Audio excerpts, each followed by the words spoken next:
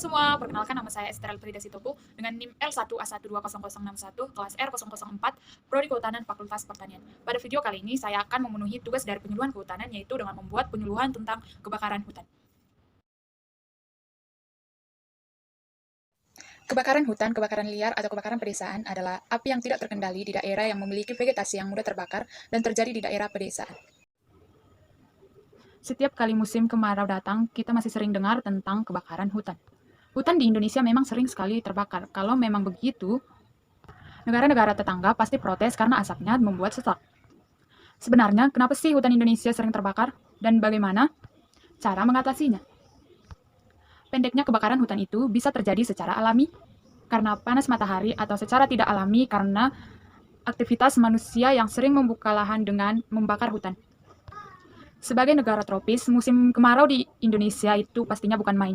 Nah, suhu yang tinggi dan udara yang kering dapat menyebabkan gesekan ranting yang menimbulkan percikan api yang dapat melahap semua isi lahan hutan. Akan tetapi, bukan itu saja. Faktanya, manusia juga menjadi penyebab kebakaran hutan yang karena mau dengan cepatnya aja, yaitu dengan membakar hutan untuk membuka lahan.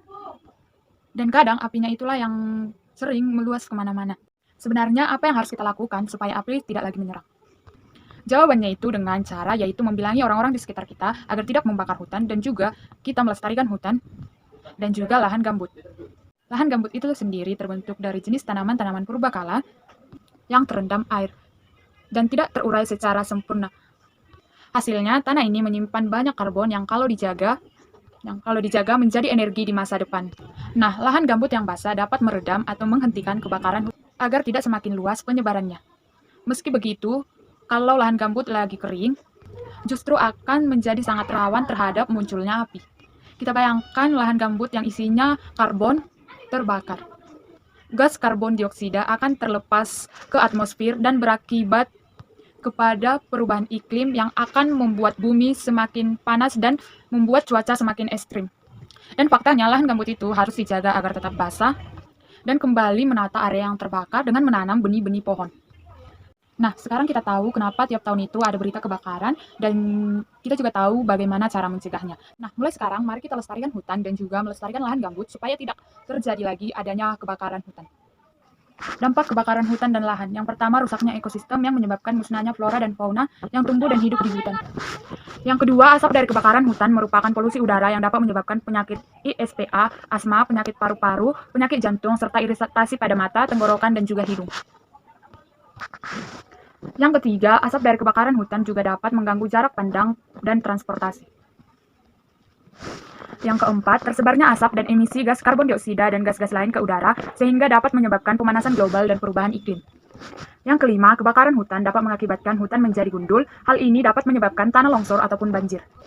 Yang keenam, kebakaran hutan dan lahan juga mengakibatkan berkurangnya sumber air dan bencana kekeringan karena tidak ada lagi pohon yang menampung cadangan air. Dalam Undang-Undang Kehutanan menyatakan pembakaran hutan merupakan pelanggaran hukum yang diancam dengan sanksi pidana dan denda. Pasal 78 ayat 3 Undang-Undang 41 tahun 1999 menerangkan bahwa pembakaran hutan dengan sengaja maka dikenakan pidana paling lama 15 tahun dan denda paling banyak 5 miliar. Cara mencegah kebakaran hutan. Kebakaran hutan bisa dilakukan dengan kerjasama antar warga yang tinggal dekat hutan. Yaitu yang pertama dengan cara memperbaiki tata air di sekitar. Yang kedua dengan cara membuat radio komoditas untuk sarana informasi. Yang ketiga yaitu dengan cara membuat sekat bakar di sekitar kebun.